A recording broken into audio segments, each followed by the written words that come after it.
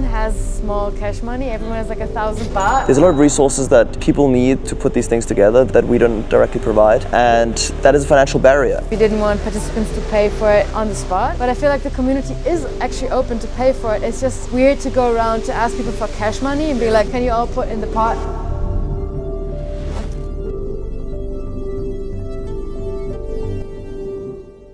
I'm Dan Finlay. I'm one of the founders of MetaMask, and I came to Edge City Lanna to share some of the latest technology we've been working on, the MetaMask Delegation Toolkit, which we think can be useful for building and growing and experimenting with new social coordination tools, which seems to be what this community is all about. We were excited to build an app just for the event called Propel Events that hopefully would let people organize some events that normally would be prohibitive because someone would have to be fronting money for everybody else. That made it so everybody could make an offer for events that they would go to, and anyone could post an event. And once enough people had made it, then the proposer could get funded and have events. And there were some good events.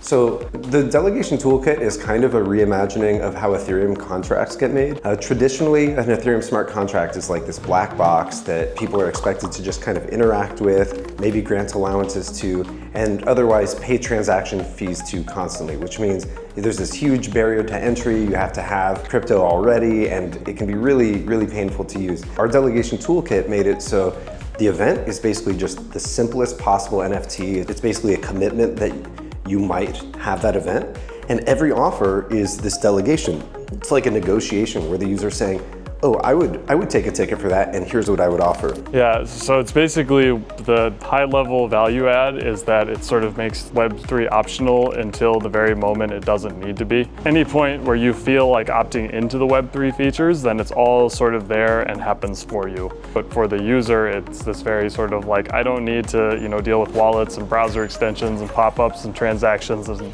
currencies or anything like that until I want to or need to. Over 95% of the events and programming at Edge City is community driven. And while we provide the venues as well as the networks and some other resources, there's a lot of resources that people need to put these things together that we don't directly provide.